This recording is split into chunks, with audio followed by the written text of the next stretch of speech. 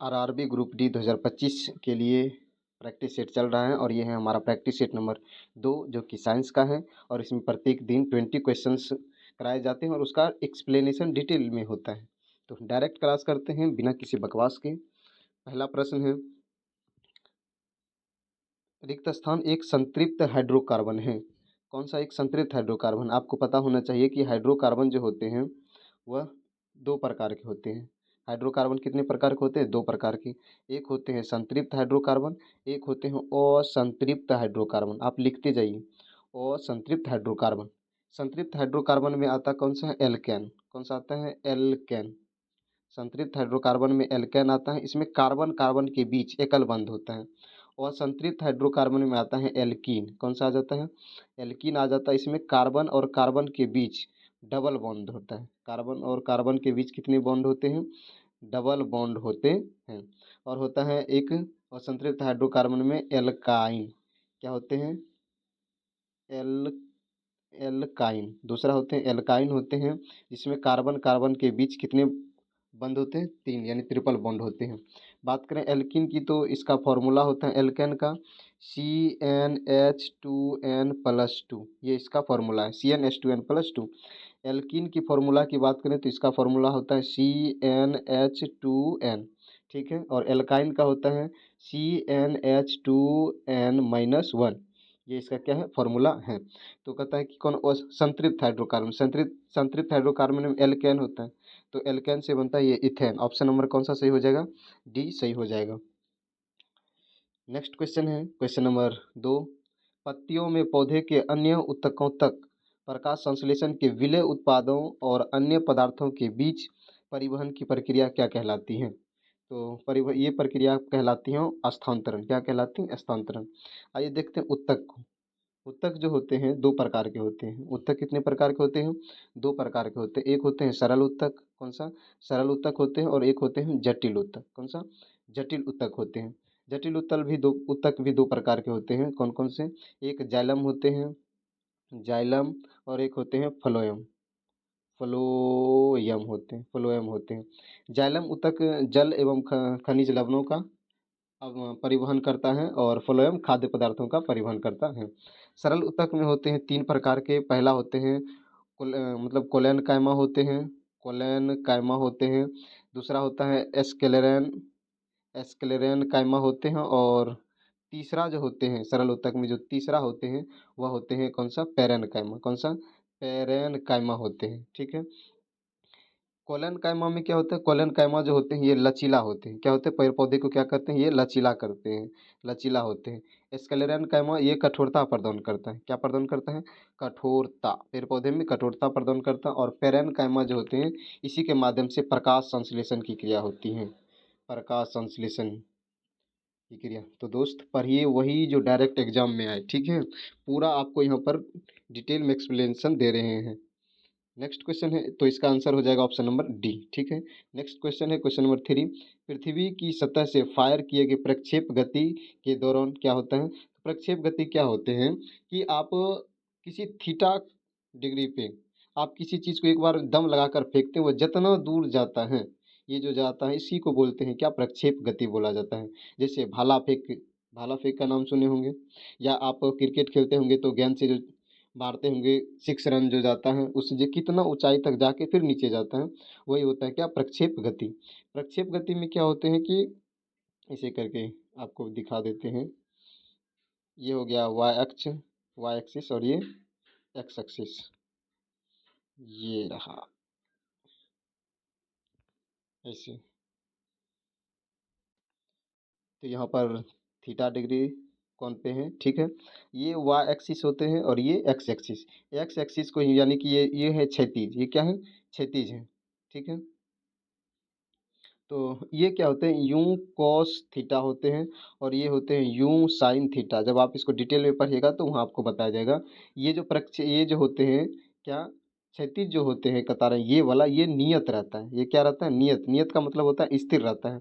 और Y axis क्या होता है? ये पहले घटता है। पहले क्या होता है? घटता है, फिर ये धीरे धीरे क्या होता है? बढ़ता है। तो अब ऑप्शन के अनुसार हो जाएगा ऑप्शन नंबर डी। कहता है उसके वेग का क्षैतिज घटक जो है क्या रहता है? नियत रहता है, स्थिर रहता है। ऑप्शन नंबर डी सही हो जाएगा। ठीक है। नेक्स्ट क्वेश्चन है, असंतुलित रासायनिक समीकरण को क्या कहा जाता है? तो असंतुलित रासायनिक समीकरण को कंकाल रासायनिक समीकरण कहते हैं, या इसी का अन्य नाम वही है ढांचा, कौन सा, ढांचा समीकरण, कौन सा, ढांचा समीकरण है। ठीक है, ऑप्शन नंबर सी सही हो जाएंगे। नेक्स्ट क्वेश्चन है, वे जीव क्या कहलाते हैं जो उच्च लवण सांद्रता आवास में रहना पसंद करते हैं? तो इसे कहा जाता है क्या, हेलोफाइल, क्या कहते हैं, हेलोफाइल कहते हैं। ऑप्शन नंबर सी सही हो जाएंगे। एल्कीफाइल की बात करें तो ये उच्च क्षारीय वाले स्थान पे, उच्च क्षारीय वाले स्थान पे रहना पसंद करते हैं। ठीक है, वहीं बात करें हम कैल्सीफ्यूज की, तो कैल्सीफ्यूज जो कम पीएच मान में रहना पसंद करते हैं, कम पीएच वाले स्थान पे ये रहते हैं। और नाइट्रोफाइल की बात करें तो ये नाइट्रेट में समृद्ध होते हैं, नाइट्रेट में समृद्ध होते हैं। ठीक है, वहाँ नाइट्रेट जो मिट्टी होते हैं वहाँ पर रहना पसंद करते हैं। तो इसका सही आंसर हो जाएगा option number C. Next question है, श्वसन के दौरान गैसीय विनिमय रिक्त स्थान में होता है? तो श्वसन जो होते हैं वो फेफड़े और एल्वियोली में होते हैं। कहाँ पर, फेफड़े और एल्वियोली में। एल्वियोली में क्या होते हैं, इसमें जो है ये एल्वियोली क्या करता है, ऑक्सीजन को लेता है, ऑक्सीजन देता है, और ये लेता क्या है, कार्बन डाइऑक्साइड लेता है। कार्बन डाइऑक्साइड क्या करता है, लेता है। ये एल्वियोली की बात कर रहे हैं। ठीक है, विनिमय का मतलब ही होता है क्या, एक्सचेंज। विनिमय विनिमय का मतलब क्या होता है, एक्सचेंज। तो ऑप्शन नंबर ए सही हो जाएंगे। नेक्स्ट क्वेश्चन है, समान लंबाई की, समान लंबाई और मोटाई वाले तीन तार हैं ए बी सी हैं, जिसका प्रतिरोध 0.5 ओम, 0.2 ओम और 1 ओम है। इसकी प्रतिरोधकता क्या होती है? तो प्रतिरोधकता बराबर फॉर्मूला होता है लेमडा, सॉरी रो इसको बोला जाता है, रो एल अपॉन ए होता है, रो एल अपॉन ए होता है। तो ये आर जो है डायरेक्टली प्रोपोर्शनल रो के हो जाते हैं, जिसके कारण क्या होता है, जिसके कारण जो है आर जो प्रतिरोधकता होते हैं आर ए अनुपात आर बी अनुपात आर सी, ये अनुपात में हो जाते हैं, बराबर हो जाते हैं। तो क्या हो जाएगा, 0.5 अनुपात 0.2 अनुपात 1.0। अगर इसमें हम 10 से गुना कर दें तो ये क्या हो जाएगा, 5:2:10 हो जाएगा। ठीक है, यहाँ 1.0 इसका कोई मतलब नहीं है। तो 5:2:10 किस में हो जाएगा, ऑप्शन नंबर सी में हो जाएगा सही। ठीक है, option number C. Next question है, निम्नलिखित में से कौन सा पदार्थ सौर पैनल में उपयोग किया जाता है? तो सौर सौर पैनल में जो है सिलिकॉन का उपयोग किया जाता है। सिलिकॉन क्या है, एक अर्धचालक है। ये क्या है, अर्धचालक है। ठीक है, अच्छा कॉपर की बात करें तो अर्थिंग में, किसमें, अर्थिंग में जो है कॉपर का उपयोग किया जाता है, और तड़ित चालक में भी किसका उपयोग किया जाता है, कॉपर का उपयोग करते हैं। एक बार पूछ लेते हैं क्यों करते हैं इसका उपयोग, क्योंकि इसका जो है प्रतिरोध कम होता है, प्रतिरोध क्या होता है इसका, कम होता है, इसलिए इसका उपयोग किया जाता है। अच्छा गोल्ड जो है, कौन सा, गोल्ड, गोल्ड क्या है, तो ये सबसे ज़्यादा औघात वर्धनीय है, सबसे ज़्यादा औघात वर्धनीय, औघात वर्धनीय एवं तन्य, एवं तन्य कौन सा होता है, तन्यता पाया जाता है किसमें, गोल्ड में सबसे ज़्यादा। अच्छा एक बात बता दें कि आपको कैसे होता है, अगर बात करें सबसे ज़्यादा तो ए यूँ सोना में होते हैं, उसके बाद किस में होते हैं, ए जी चांदी में होते हैं, उसके बाद कॉपर में होते हैं, और उसके बाद एल्यूमिनियम में। ये इसके आघात वर्धनीयता की बात है। ठीक है, नेक्स्ट क्वेश्चन है, क्वेश्चन नंबर 9 है, इस धातु के यौगिक कुछ शीशे और साबुन दोनों के घटक में पाए जाते हैं? तो पोटेशियम, किसका, पोटेशियम के यौगिक जो है शीशा और साबुन दोनों में पाया जाता है। इसके अलावा शीशा साबुन के अलावा ये बारूद में भी यूज किया जाता है, किसका, KNO3, यानी पोटेशियम है इसमें भी।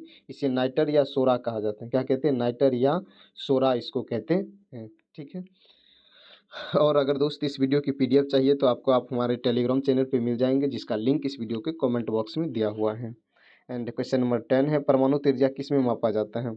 बात करें परमाणु त्रिज्या की तो ये रहा परमाणु त्रिज्या, और इसके अंदर एक बना देते हैं ये। ठीक है, हो ये रहा। ठीक है, अब बात करें हम इसकी त्रिज्या की तो ये है हमारा बीच में क्या, नाभिक, क्या है, नाभिक है।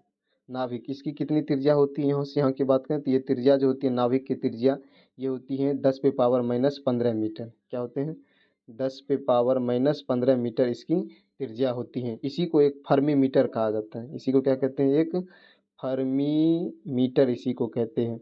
वही बात करें परमाणु की तो परमाणु की त्रिज्या परमाणु की त्रिज्या जो होती है 10⁻⁻10 मीटर होती हैं। इसी को एक एंगस्ट्रम भी कहते हैं, एक एंगस्ट्रम भी कहा जाता है। तो परमाणु की त्रिज्या किस में मापा जाता है, तो एंगस्ट्रम में मापा जाता है। ऑप्शन नंबर क्या सही हो जाएंगे, बी सही हो जाएंगे। ठीक है, नेक्स्ट क्वेश्चन है, क्वेश्चन नंबर 11 है, विरिसन से कौन सा हार्मोन निकलता है, तो विरिसन से निकलता है टेस्टोस्टेरोन। ऑप्शन नंबर डी सही हो जाएंगे। इंसुलिन आपको कल भी बताए थे,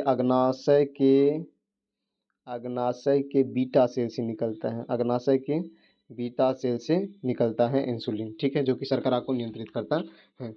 नेक्स्ट क्वेश्चन है, ध्वनि जो कि एक यांत्रिक तरंग है, निम्नलिखित में से किस माध्यम में संचरण नहीं कर सकती है, ध्वनि इस्पात में संचरण नहीं कर सकती है। किसमें, इस्पात में संचरण नहीं कर सकती हैं। ध्वनि की इस्पात में, निर्वात में बात करें, ओ सॉरी इस्पात बोल रहे हैं, निर्वात में संचरण नहीं कर सकते हैं। बात करें निर्वात में तो प्रकाश का वेग, किसका वेग, निर्वात में जो है प्रकाश का वेग जो होते हैं, प्रकाश का वेग एंड विद्युत, क्या, विद्युत चुंबकीय, विद्युत चुंबकीय तरंग का वेग एंड धारा का वेग, किसका वेग, धारा का वेग, ये तीनों का वेग होता है 3 × 10⁻⁻8 मीटर प्रति सेकंड। ये ध्यान रखिएगा, काफ़ी इंपॉर्टेंट क्वेश्चन है। ठीक है, अच्छा बात करें इस्पात की, तो इस्पात में क्या क्या मिला रहता है, कार्बन मिला रहता है और निकेल मिला रहता है। कार्बन क्या करता है, इस्पात को कठोर बनाता है, कार्बन इस्पात को क्या बनाता है, कठोर बनाता है। और निकेल क्या करता है, जंगरोधी बनाता है, निकेल जंगरोधी बनाता है। ठीक है, ऑप्शन नंबर डी सही हो जाएंगे इसका। नेक्स्ट क्वेश्चन है, कौन सी गर्भ निरोधक विधि अंडोत्सर्जन को रोकती है, तो सबसे ज़्यादा जो है इसमें कॉन्डम हो जाता है, लेकिन इसमें ऑप्शन नहीं है। Option C, option number D हो जाएगा हार्मोनल। क्या हो जाएगा, option number D hormonal. Question number 14 है, एक ध्वनि तरंग 340 मीटर प्रति सेकंड की गति से यात्रा करती है, यदि इसका तरंग दैर्ध्य 2 सेंटीमीटर है तो तरंग की आवृत्ति क्या होगी, तो आवृत्ति बराबर होता है एन बराबर v/λ, v/λ। v कितना है, तो v का मान दिया हुआ है 340 मीटर पर सेकंड एंड लेमडा की बात करें तो दिया हुआ है तरंग दैर्ध्य, यानी कि कितना दिया हुआ है 2 सेंटीमीटर। अब इसको मीटर में बनाएंगे तो कितना हो जाएगा, दो, इसको 100 से भाग देना पड़ेगा, 0.02 मीटर हो जाएगा। और इसको यहाँ फार्मूला पे हम रख देते हैं 340/0.02, दशमलव गुणांक ऊपर पे 2 शून्य आ जाएगा और इसको कटाएंगे तो ये हो जाएगा 17,000। कितना हो जाएगा, 17,000 हो जाएगा। ऑप्शन नंबर सी सही हो जाएंगे। नेक्स्ट क्वेश्चन है, क्वेश्चन नंबर 15 है, से दोलन यदि एक पेंडुलम से दोलन करने वाली घड़ी को पृथ्वी से चंद्रमा पर ले जाएं तो घड़ी क्या होगी, तो आपको बता दें, छोटा कर लिया जाए। तो पेंडुलम जो करने वाली दोलन वाली घड़ी होती है वह गुरुत्वाकर्षण मान पे निर्भर करता है। ये पृथ्वी है और ये चंद्रमा है मान लेते हैं, तो चंद्रमा पर पृथ्वी जो गुरुत्वाकर्षण का मान होता है, जी का मान होता है, वह 1/6 हो जाता है, यानी उसका छठा भाग हो जाता है। तो वहाँ पर क्या हो जाएगा, वो सुस्त हो जाएगा। ऑप्शन नंबर डी सही हो जाएंगे। नेक्स्ट है, 0.5 मीटर फोकस दूरी वाले अवतल दर्पण के लिए यदि वस्तु की दूरी 0.6 मीटर है तो आवर्धन होगा। तो आपको आवर्धन बराबर फॉर्मूला पता होनी चाहिए कि आवर्धन बराबर फॉर्मूला होता है -v/u। ठीक है, और अवतल दर्पण के लिए जो अब यहाँ पर दिया हुआ है किसका मान, ये जो है ये दिया हुआ है फोकस दूरी का मान, किसका मान, एफ का मान दिया हुआ है। और अवतल दर्पण की फोकस दूरी जो होती है, फोकस दूरी क्या होती है, ऋणात्मक होती है। और वस्तु की दूरी भी क्या होती है, यानी कि भी क्या होता है, सॉरी वस्तु की दूरी यानी कि यूं भी क्या होता है, ऋणात्मक होता है। ठीक है, दोनों ऋणात्मक होते हैं। तो भी निकालना है तो फॉर्मूला होता है लेंस सूत्र, वन दर्पण दिया हुआ है, दर्पण सूत्र बराबर होता है 1/v+1/u = 1/f होता है। इससे आप v का मान निकाल सकते हैं और इस पर बैठाएंगे रख देंगे तो आपको निकल जाएगा। ठीक है, तो इसका सही आंसर हो जाएगा -5। ऑप्शन नंबर सी सही हो जाएंगे। ठीक है, नेक्स्ट क्वेश्चन है, वसा के पायसीकरण में सहायक होते हैं, तो वसा के पायसीकरण में कौन सहायक होते हैं, तो पित्त लवण सहायक होते हैं। पित्त लवण सहायक होते हैं। ये कहाँ से? लीवर से निकलता है, लीवर से स्राव होता है इसका। और ये जाके जमा कहाँ हो जाता है? इसी लवण को ही रस कहा जाता है, पित्त रस कह सकते हैं इसको, ठीक है, रस। और ये लीवर से निकलता है और ये जमा हो जाता है, जाके जमा हो जाता है कहाँ पर? पित्ताशय में। कहाँ पर? पित्ताशय में ये जमा हो जाता है। अब इसमें बात करें हम कि एक ऑप्शन है पेप्सिन। पेप्सिन क्या करता है? प्रोटीन को तोड़ने का काम करता है। प्रोटीन को ये क्या करता है? तोड़ता है पित्ताशय। प्रोटीन को ये तोड़ता है, सॉरी, पेप्सिन पिता क्या करता है? ये तोड़ता है प्रोटीन को। HCl की बात करें तो HCl कहाँ से निकलता है? हमारे अमाशय से। HCl कहाँ से निकलता है? अमाशय से HCl निकलता है। So option number D is the right answer in this questions. Next है खाने का नमक NaCl किससे बना होता है? खाने का जो नमक NaCl होते हैं ये उदासीन लवण होते हैं। कैसा होते हैं? उदासीन लवण होते हैं। इसका pH मान जो होता है कितना होता है? pH मान 7 होता है, ठीक है। अब ये बना होता है किसका? परवल अम्ल और परवल क्षार का बना होता है। किसका? परवल अम्ल प्लस परवल क्षार का बना होता है, परवल क्षार। तो कौन सा है इसमें? यानी परवल का मतलब मजबूत होता है, तो मजबूत अम्ल और मजबूत क्षार से ऑप्शन नंबर ए ही सही हो जाएंगे। नेक्स्ट, निम्न में से कौन सा उच्च तापमान पर आसानी से ऑक्सीकृत यानी जलना नहीं होता है? तो मिश्र धातु नहीं जलता। ऑप्शन नंबर ए सही हो जाएंगे। नेक्स्ट है गति का दूसरा समीकरण डैश और समय के बीच संबंध प्रदान करता है। तो गति का जो पहला नियम है, फर्स्ट नियम है, वो क्या होते हैं? V बराबर होते हैं U plus A T. V बराबर U प्लस ए टी। इसी का दूसरा जो नियम होते हैं, कौन सा? दूसरा नियम जो होते हैं वो होते हैं S बराबर UT प्लस हाफ AT² होते हैं। और इसी का तीसरा जो नियम होते हैं, कौन सा? तीसरा नियम होते हैं U² प्लस 2AS। और यह कहता है दूसरा नियम। तो दूसरा नियम क्या बताता है? S यानी कि ये दूरी है। ये क्या है? दूरी है। तो दूरी यानी स्थान हम कह सकते हैं। ऑप्शन नंबर इसका सी सही हो जाएंगे। और ये लास्ट क्वेश्चन था और ये रहा आपके लिए क्वेश्चंस। तथा निम्न में कौन सा एक व्युत्पन्न परिमाण नहीं है? ऑप्शन ए घनत्व, बी द्रव्यमान, सी आयतन, डी चाल। कौन सा सही हो जाएगा? इसका जवाब आप कमेंट में दीजिए। मिलते हैं नेक्स्ट वीडियो में। और इस वीडियो के PDF आप हमारे टेलीग्राम चैनल से ले सकते हैं, जिसका लिंक इस वीडियो के कमेंट बॉक्स में दिया हुआ है। आपको एक्सप्लेनेशन कैसा लगा ये भी ज़रूर बताइएगा। मिलते हैं नेक्स्ट टेस्ट में नेक्स्ट प्रैक्टिस आर्ट के साथ।